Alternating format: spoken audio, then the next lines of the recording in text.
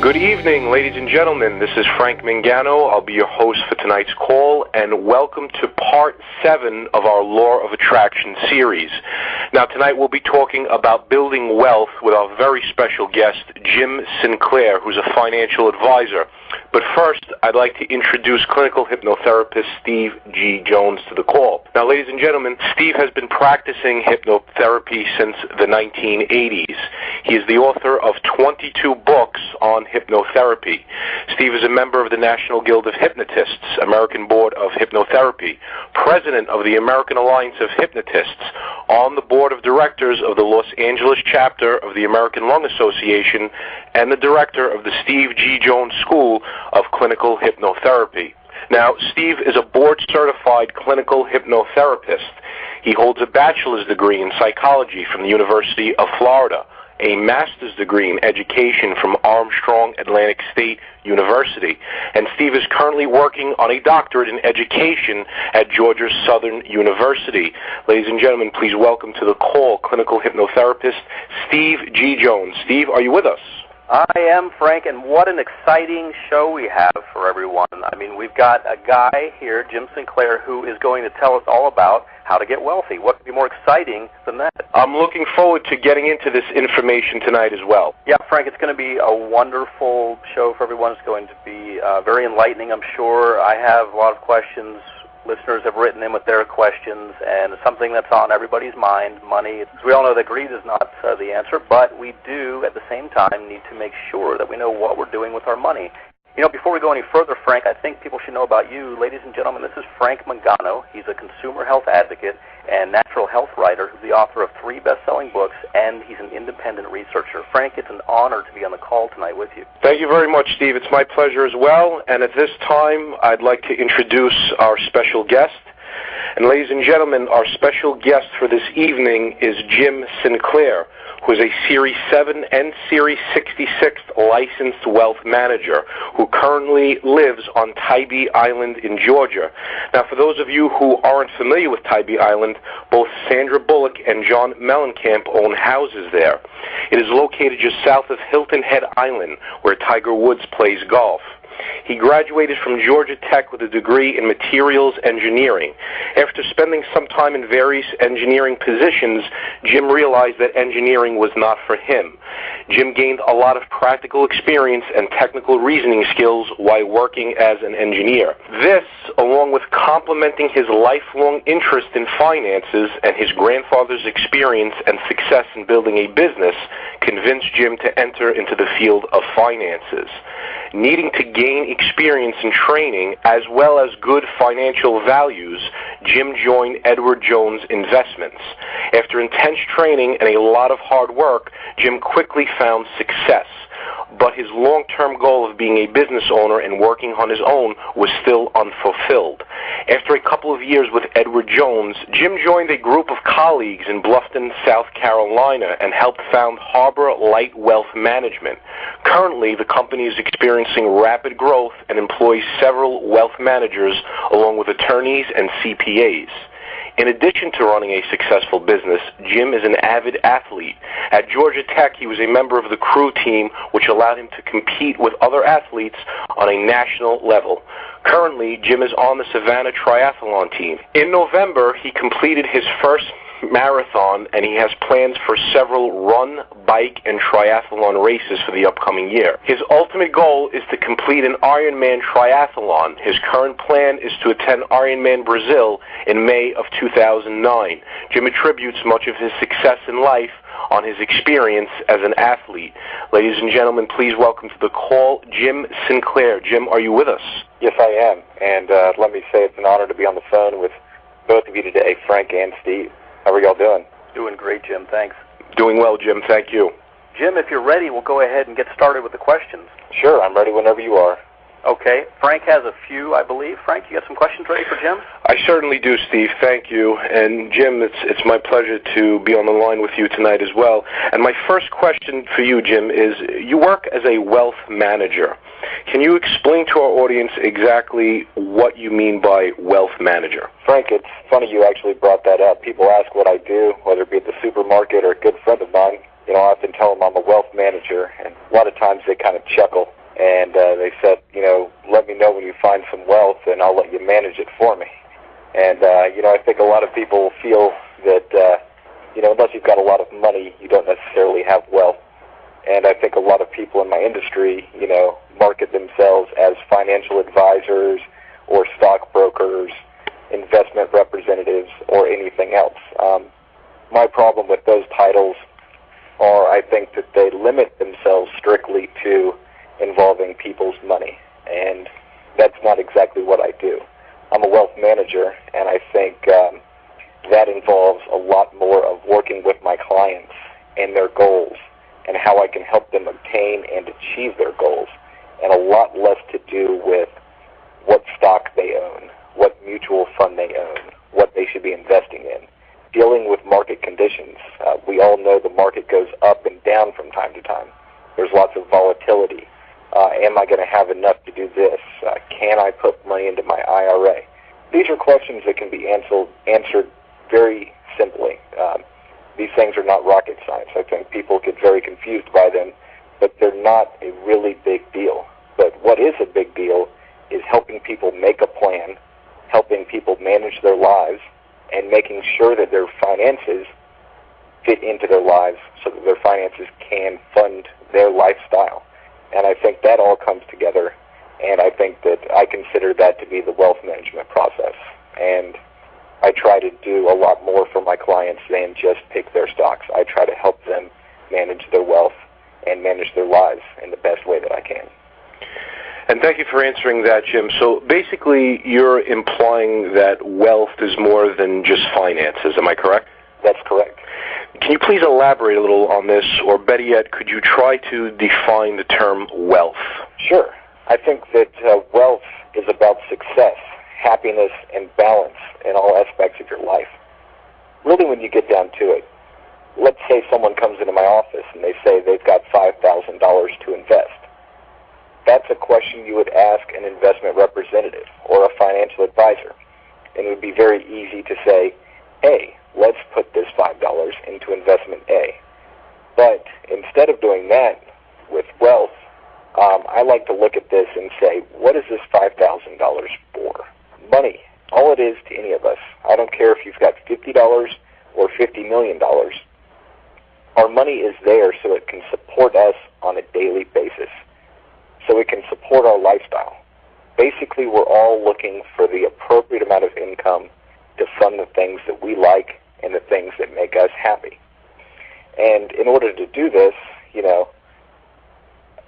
I need to know a lot more than just how much money you wish you had or how much money you would like to have. I have to look at your lifestyle and look at what you're doing, how much you're spending, where you want to be, whether or not you're going to have kids, whether or not you already have kids. I have to look at these things and put them all together.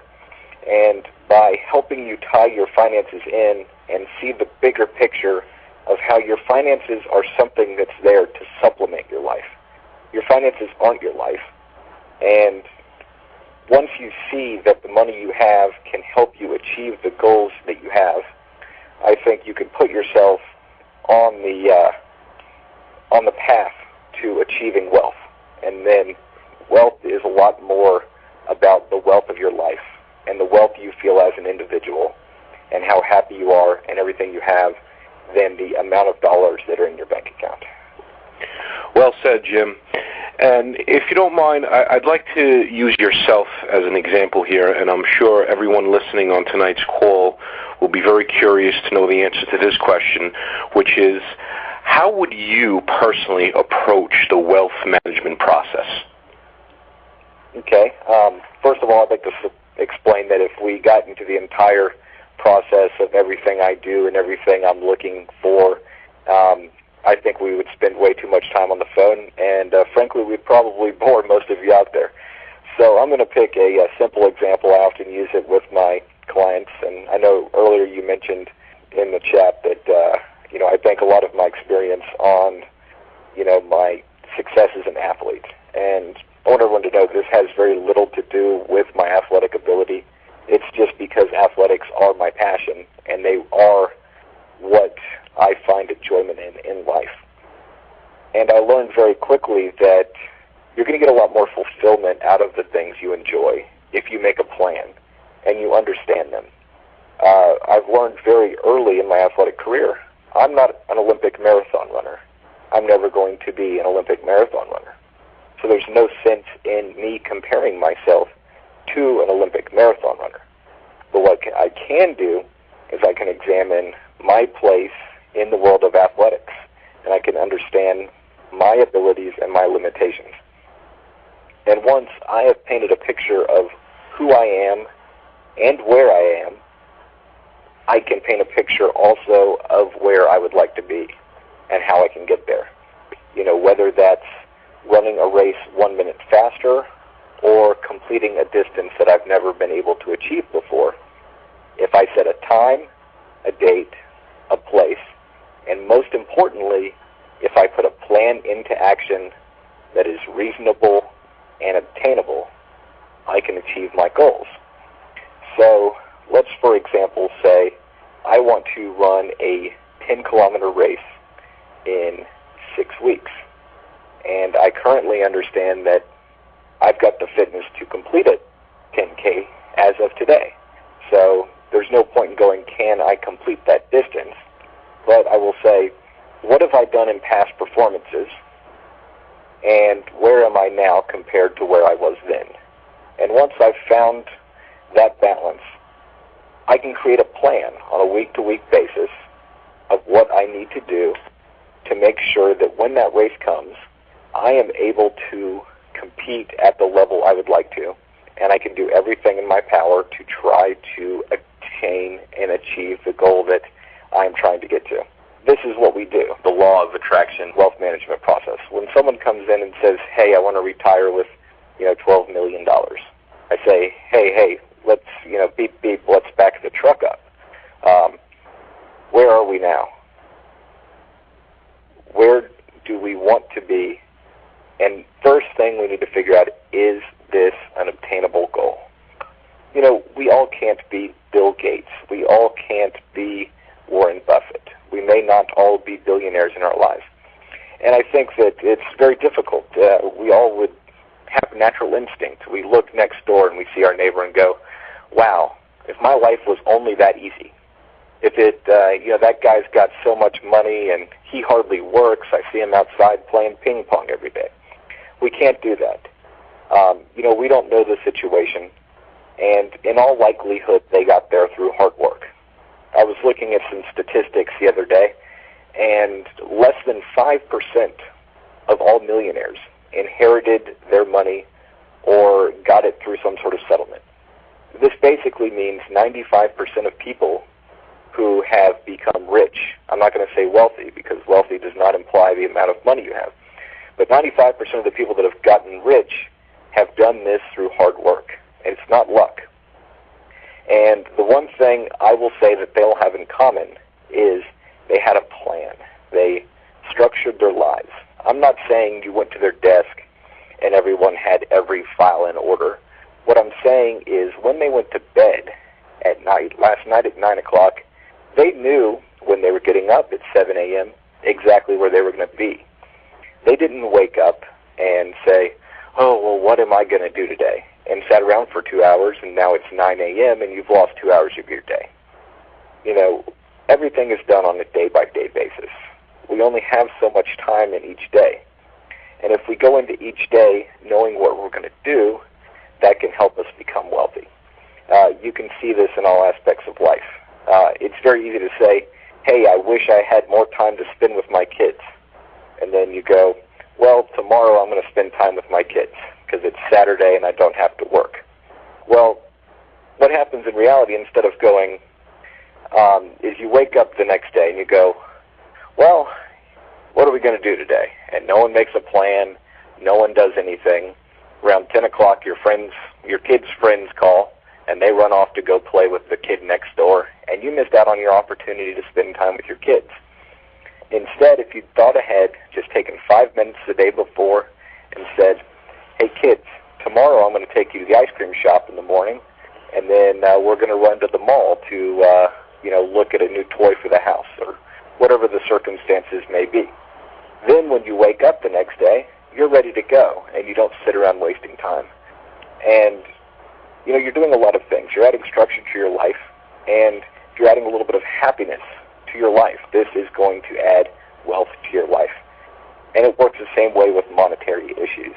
If you start to understand how you should be using your money and what you should be using your money, if you pair that with a little bit of discipline, you'll be very surprised how much little changes in your life can lead to big changes in your life in the future.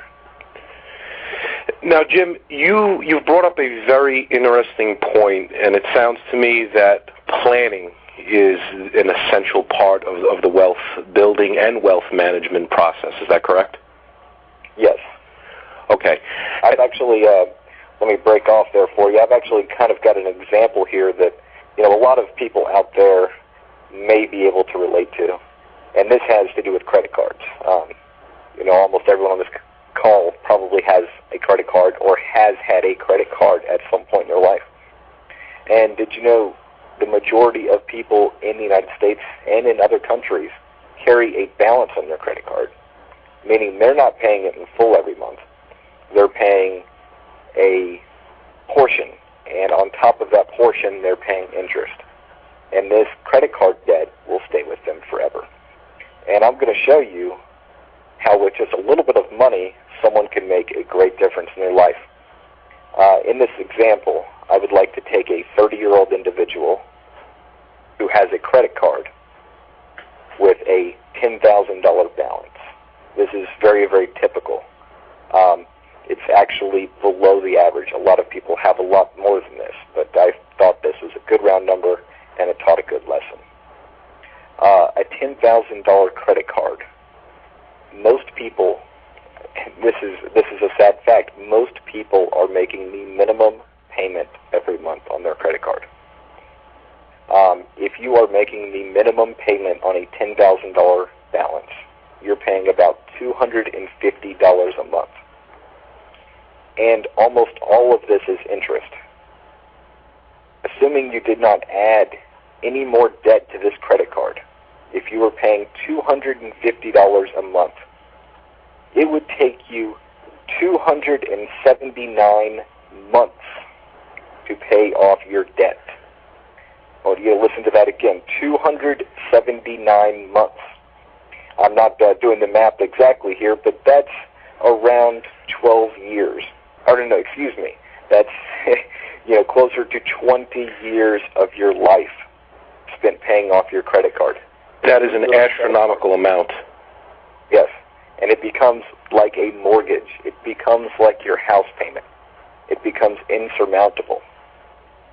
Now, I would argue with a lot of my clients or a lot of people that come into my office or just any of my friends, could you make more than a $250 a month payment? A lot of them would immediately say yes. Sure, I could cut out my Starbucks every day and come up with another $50 a month. This is where someone may seek professional help if they cannot do it themselves. Maybe they would go to a debt counselor. Maybe they would just speak with their spouse and have them sit down with them and help them prepare a budget. Maybe you call upon the advice of a friend or a financial advisor. But this might be a good time to realize, hey, I've got a car payment that's out of control. Maybe if I drove a cheaper car that was more fuel efficient and cost me less per month, I could come up with extra money to pay my credit card.